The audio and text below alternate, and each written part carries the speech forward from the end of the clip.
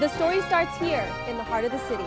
We continue to follow the ongoing developments. The student group is the first to take on such a project. Everyone is waiting for a vote on the bill. The team is winning at a record-breaking pace. It's an issue for residents here and around Boston. The story is coming up on Suffolk U News. Hello and welcome to this edition of Suffolk U News. I'm Casey Hall, a junior from Rockland, Maine. We're coming to you from Studio 73 in downtown Boston. The Boston Public School District is facing another round of school closings. The superintendent has recommended 5 schools in the district to close their doors for good. Suffolk News reporter Jeanette Orihel has reactions from some students and parents.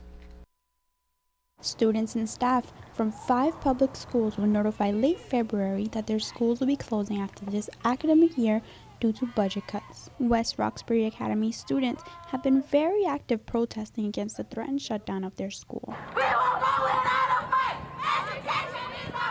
We are family here and we don't want to separate from each other. This will mark the second round of school closures for the district in the past 4 years.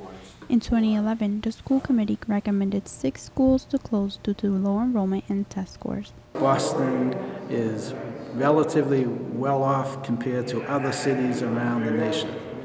We should be investing in our children. And now we have the opportunity to do it, but we may be squandering it by proposing some additional school closings. Students and parents spoke out at multiple hearings held by the superintendent. Are you aware of the impact that it's having on families? I talked a little bit about it the last time I came up, how it kind of rattled my house like overnight. We are the future, and like Mr. Jackson said, we're not only the future, but we are the present. Students and teachers here at West Roxbury Academy fought long and hard throughout the budget process. As a result, West Roxbury Academy will be one of the schools to remain open. It was a really emotional day. Like, all the teachers were crying, the students were crying, and it was crying from joy. However, the excitement may not be for long. The superintendent advised the school to remain on notice for any changes, including the possibility of closing in the near future. Jeanette Orihel, Suffolk U News. The Rogers Middle School and Greenwood Leadership Academy are the 2 schools voted to close. Both schools, located in Hyde Park, will hold their last classes in June. You could decide which student assessment test should be adopted in Massachusetts schools. The state's Board of Education will be holding public forums this week to decide if the state's MCAS test stays or goes.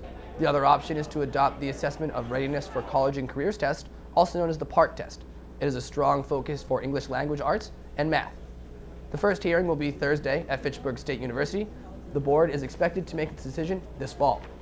The 2024 Boston Olympic bid could be derailed by a stadium on red line tracks. South Boston's Wadette Circle, host of an MBTA maintenance yard, could be hosting a temporary stadium. We talked to some South Boston commuters to get their take on the stadium's fit. I think it's a good idea. I hope the Olympic will be here. I don't really see that much in terms of drawbacks. It's a bad idea. It's not enough. I don't think we have the space here in the city to do that. Will be good, but outside of Boston is better. Maybe they should think about putting the money towards helping more people out in the area instead of building a stadium. Boston is one of the best cities in the world, so I don't know why they don't support. Possible plans for raising the stadium above railways could mean spending more than the $4.5 billion budget proposed in December. Eating fast food just got healthy, at least at one restaurant. The Mexican food chain Chipotle will be the first fast food restaurant to serve GMO-free food. Chipotle CEO Steve Ells believes this effort is another step towards changing the way people think about fast food. Ells also hopes this decision will encourage more fast food chains to serve GMO-free food. It was a wet and wild day as the city eagerly looked forward to its bright future, but not without remembering the marathon's past. See how the runners and spectators of the Boston Marathon dealt with being soaked in more than just sweat this year. Suffolk U News has your 2015 marathon coverage when we return. Okay, so we drowned the fire, stirred it, drowned it again, and now just feel if it's cold. Yeah. Cool.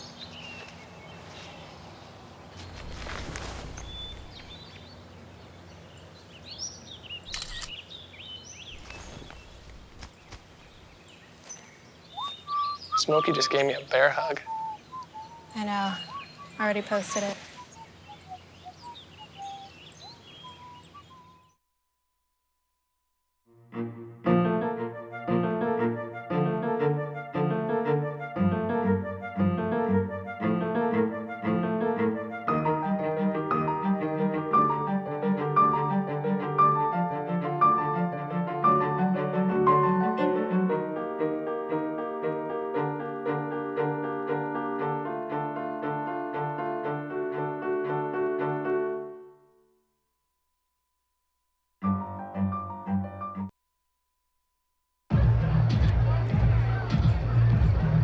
If you drive buzzed, it could cost you around $10,000. You'll face major legal fees, major fines, and steep insurance penalties. You could lose everything. Buzzed, busted, and broke. Because buzz driving is drunk driving.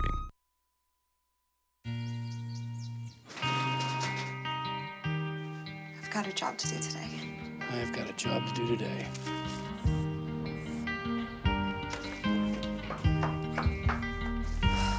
Have a good first day at work, Mom.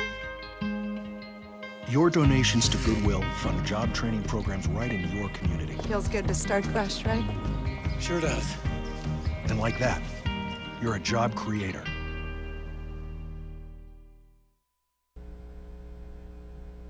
Steady rain didn't stop supporters from cheering on runners at the 119th running of the Boston Marathon. Rain began early in the morning at the starting line and continued throughout the afternoon at the finish line. While the weather may have dampened close, it certainly didn't damper the spirit of the day. Almost 30,000 runners ran the race, and almost all the runners finished the race. Despite the weather conditions, runners pushed through the 26.2. Many marathon supporters believe attendance at this year's race was even higher than past. We look forward to bringing you exclusive coverage of next year's race. Just 2 years since the tragic events of the 2013 marathon bomber, Dzhokhar Tsarnaev has been convicted on all 30 counts. Now it is up to the jury to decide life in prison or the death penalty. Opinions are split on the outcome for Tsarnaev, but tensions are high surrounding the verdict. The defense has started arguments as to why Tsarnaev should be relieved from life in prison instead of the death penalty. The harshest winter on record gave commuters plenty to complain about the past few months. For now, the snow has cleared and the MBTA officials plan to offer support for the frustrated commuters. Suffolk News reporter Jared Doherty tells us commuters are expecting their voices to be heard loud and clear. Many MBTA commuters are relieved to hear that sound after more than 110 inches of snow fell in the city of Boston this winter, causing long delays and canceled trains. Although public transportation has since been restored, flaws of the city's transit system were exposed. It's a crapshoot. Every day you show up, you don't know what you're going to get. The cars are crappy, they're crowded, people are all pissed off. It wasn't just a rough winter for commuters, as MBTA employees worked overtime to get the trains back on track. We don't have a whole lot of equipment as far as removing snow. You know, all we have is rock salt. We don't really have anything hot to, help melt the ice. So we kind of just got to wait and chip. It's a lot of work and wears everybody out, that's for sure. Transit officials have found a way to refund commuters who paid for the service this winter. Their plan is to offer a free day of service to everyone on April 24th and also a 15% discount for weekly and monthly passes in the month of May. MBTA commuters are torn whether they support the refund or if they want something more. They should be able to give us the money that we spent back.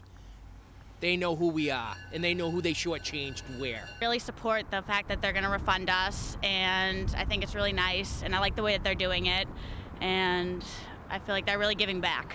MBTA officials believe the refund will cost them $5 million, which could have been used towards fixing the system. Be getting more equipment for us, especially hot water. We could use hot water, especially to take all the ice and snow off the trains.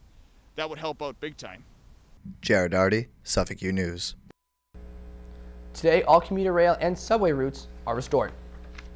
Surprisingly, some businesses owners saw increases in sale throughout the record-breaking snowfall this season. Find out which stores were open for business during the blizzard and what people were buying next on Suffolk U News. So I've come up with the family emergency plan. Great. What is it? It's difficult to talk about, so I'm not telling you. How will we know what to do? You won't. I'm so glad I won't have to remember anything. And me too. Thanks for this, sweetie. Talk to your kids about who to call, where to meet, what to pack. Visit ready.gov/kids for tips and information. It's a beautiful day out here. Sunny today with light breezes, giving way to clouds in the afternoon. We could see some light precipitation to moderate precipitation later on, followed by powerful storm-like conditions. 90 miles per hour winds are expected. Authorities are asking everyone, stay indoors. Come on, that's it. Let's go.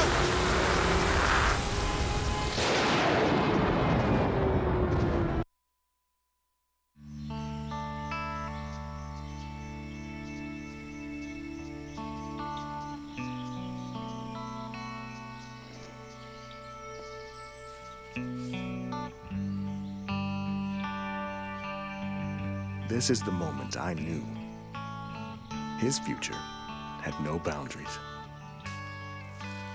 There are some moments only the forest can inspire. Find yours at discovertheforest.org.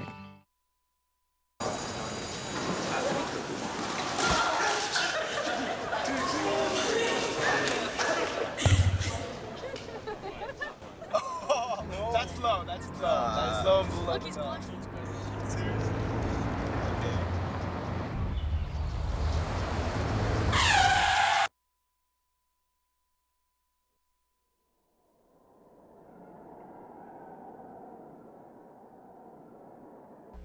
Paying off student loans could get easier. Senator Elizabeth Warren recently filed a bill to lower interest rates on student loans to 3.9%.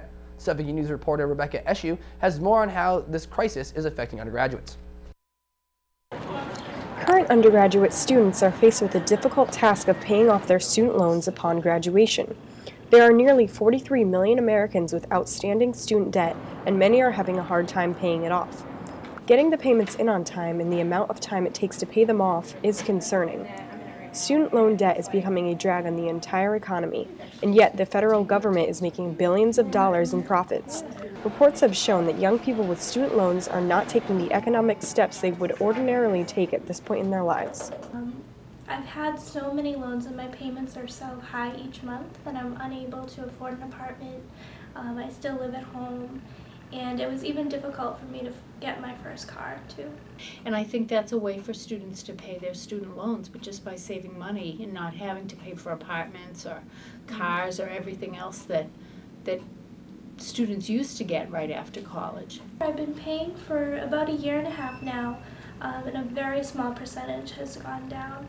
Because my interest rate is so high, which it's approximately 8%, most of what I pay each month just goes to the interest, so my principal isn't really going down at all.